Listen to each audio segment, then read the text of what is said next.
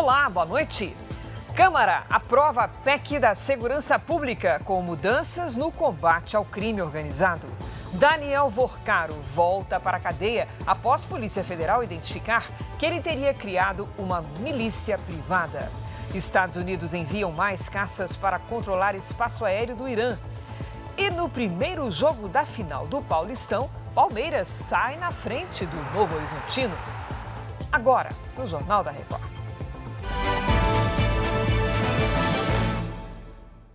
Oferecimento Bradesco. Chama o Pix com crédito para parcelar suas compras. A Câmara dos Deputados aprovou agora há pouco a PEC da Segurança Pública com mudanças estruturais no sistema. Então vamos conversar com a nossa colega Gabriela Milanese, que acompanhou a sessão e traz as informações para a gente. Olá, Gabriela. Passou com facilidade a emenda constitucional?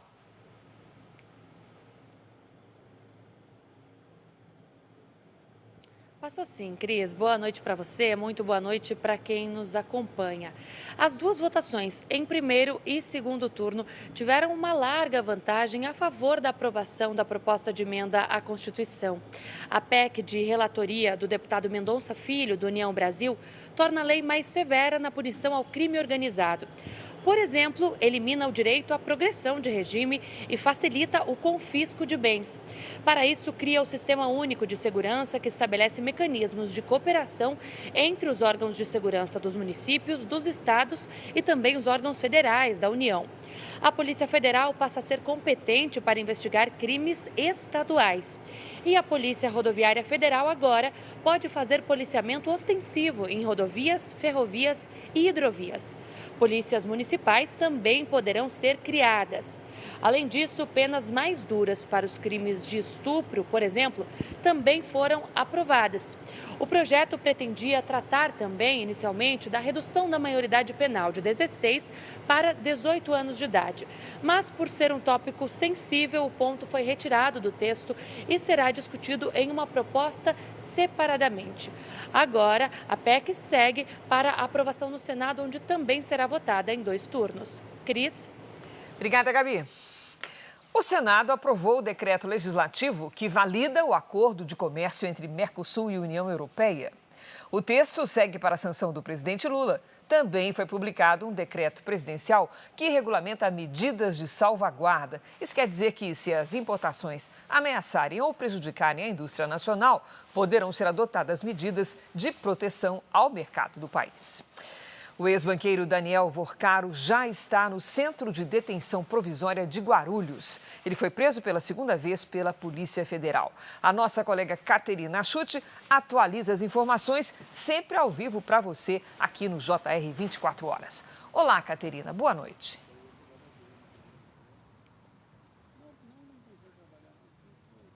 Oi, Cris. Muito boa noite a você e a todos que nos acompanham. Olha, Vorcaro foi levado para Guarulhos no meio da tarde após ser detido por ordem do ministro André Mendonça do STF. A gente lembra que ele já havia sido preso em novembro, mas respondia em liberdade com tornozeleira. A polícia descobriu, a partir de dados dos celulares do ex-banqueiro, que ele mantinha um grupo de mensagens chamado A Turma. Os participantes funcionavam como uma espécie de milícia privada, usada para ameaçar adversários e desafetos e até obter informações sigilosas de investigações. A operação dessa quarta ainda mirou 2 diretores do Banco Central que atuavam como consultores de Vorcaro. Em nota, o BC confirmou o afastamento deles. A prisão do ex-banqueiro foi mantida na audiência de custódia. Ele nega as acusações. Cris. Obrigada, Caterina. Luiz Felipe Mourão, um dos presos na operação desta quarta-feira, tentou suicídio na prisão e está em protocolo de morte cerebral em um hospital de Belo Horizonte. É para lá que a gente vai ao vivo com a Gisele Ferreira. Boa noite, Gisele.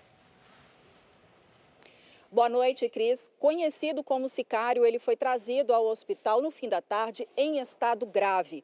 Agora à noite foi aberto o protocolo para confirmação de morte cerebral. O procedimento leva 24 horas. Mais cedo, a Polícia Federal emitiu nota informando que Mourão atentou contra a própria vida enquanto se encontrava sob custódia na Superintendência da Polícia Federal aqui em Belo Horizonte. Ele é suspeito de ações de vigilância e ameaças a inimigos de Vorcaro. Também seria o responsável por violar arquivos digitais sigilosos de órgãos de investigação, como a própria Polícia Federal e até o FBI e a Interpol. A defesa de Mourão informou que esteve com ele até o início da tarde e que a integridade física e mental dele estavam intactas. Agora, o que se sabe também por meio da defesa é que eles não tiveram qualquer confirmação do estado de saúde dele. Cris? Obrigada, Gisele. Na decisão que autorizou a nova prisão de Daniel Vorcaro, o ministro André Mendonça, do STF, apontou o suposto esquema criminoso revelado pela Polícia Federal.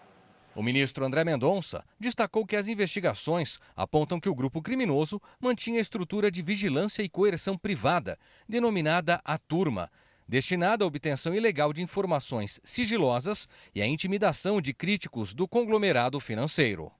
Uma dessas intimidações seria contra o jornalista Lauro Jardim, colunista do jornal O Globo. Em conversa com Luiz Felipe Mourão, o ex-banqueiro diz: "Esse Lauro quero mandar dar um pau nele, quebrar todos os dentes, num assalto." Em seguida, Mourão pergunta: "Pode? Vou olhar isso." Vorcaro responde: "Sim." Em nota, a Abratel, Associação Brasileira de Rádio e Televisão, repudiou as ameaças ao jornalista e afirmou que é um ataque inaceitável à liberdade de expressão e ao Estado democrático de direito. As investigações apontam ainda que o grupo teria usado credenciais de terceiros para invadir sistemas restritos da própria Polícia Federal, do Ministério Público Federal e até de organismos internacionais, como o FBI e a Interpol. O objetivo seria levantar dados de autoridades, jornalistas e outras pessoas para pressionar ou intimidar os críticos do Banco Master. A decisão também revela que, mesmo depois de ser posto em liberdade, em 28 de novembro de 2025, Vorcaro continuou a ocultar recursos bilionários em nome de terceiros.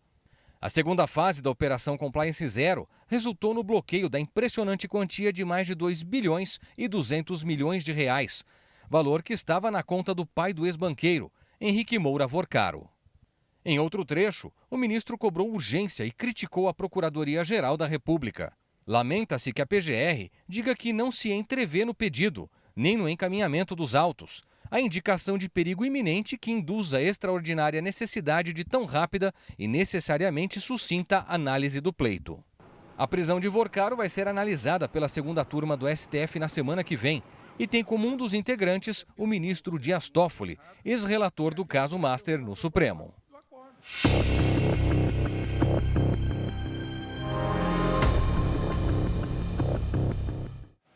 O exército israelense lançou uma nova onda de ataques contra bases militares do Irã. De Tel Aviv, as informações com Vitor Larregina. Boa noite, Vitor. Oi, Cris. Entre os alvos bombardeados estavam as forças Basij, milícia iraniana que reprime os opositores do regime islâmico. A Assembleia dos Especialistas, órgão responsável por escolher o novo líder supremo do Irã, disse que está perto de uma decisão e que isso pode acontecer ainda hoje. O favorito para assumir o posto é Mojtaba Khamenei, filho do Ayatollah Ali Khamenei, morto no último sábado. Na noite desta quarta, o líder do grupo terrorista Hezbollah disse que não irá se render. O ministro da Defesa israelense declarou que o terrorista é um alvo prioritário nesse conflito. Volto com você. Obrigada, Vitor. Pela primeira vez desde o início do conflito, o Irã se reuniu ao grupo terrorista Hezbollah em um ataque coordenado contra Israel. Mísseis e foguetes foram lançados ao mesmo tempo, mas a defesa israelense conseguiu interceptar todos. Israel acusa o Irã de mirar alvos civis durante a ofensiva. Sirenes voltaram a soar em todas as regiões do país. Desde sábado, este hospital de Jerusalém funciona na garagem subterrânea. A pintura no chão não deixa dúvidas. Aqui é o estacionamento do hospital. Aqui é a demarcação da vaga de um carro. Mas em situações como essa, é a UTI improvisada. O equipamento aqui já está à espera de um novo leito para eventuais feridos desta guerra. O governo americano declarou que a resposta é atacar e destruir lançadores de mísseis iranianos. Em outra frente, as tropas israelenses avançam pelo Líbano em uma operação terrestre. O governo afirma que vai aumentar a defesa na fronteira para combater os terroristas do Hezbollah. O presidente Donald Trump atualizou o andamento da guerra contra o Irã. Matias Brotero tem os detalhes direto de Washington. Boa noite, Matias. Oi, Cris. O presidente disse que os Estados Unidos estão em uma posição muito boa em relação ao Irã. Durante uma mesa redonda sobre inteligência artificial, Trump também afirmou que a liderança do Irã está desaparecendo rapidamente e defendeu a ação americana ao dizer que os iranianos teriam atacado Israel se nada fosse feito. Bem, aqui no Congresso, os senadores republicanos tiveram maioria e derrubaram uma resolução para limitar a capacidade do presidente Trump de seguir com a operação no Irã. Amanhã é a vez da Câmara dos Deputados votar uma proposta semelhante. Trump tem maioria nas casas. Cris. Obrigada, Matias. O secretário de Guerra dos Estados Unidos deu indicativos hoje de que o conflito no Irã pode estar longe do fim. Pete Hegseth declarou que os americanos estão vencendo a guerra contra o Irã. O secretário de Guerra dos Estados Unidos anunciou o envio de mais caças e bombardeiros à região e disse que, em breve, o país terá o controle do espaço aéreo iraniano ao lado de Israel. Os líderes iranianos vão olhar para cima e ver o nosso poder aéreo até que a gente decida que acabou, disse Hegseth. Until we decide, it's over. O Pentágono afirma que o controle do espaço aéreo vai permitir ao exército americano ficar mais próximo dos alvos e, assim, usar bombas mais precisas e com estoque quase ilimitado. Hoje, o Comando Central dos Estados Unidos informou que pela primeira vez na história foram usados no conflito mísseis de longo alcance e extrema precisão, chamados de PrISM. São os mais modernos do arsenal americano. Apesar da escalada de tensão, a porta-voz da Casa Branca afirmou hoje que a presença de tropas americanas em solo iraniano não faz parte do plano neste momento.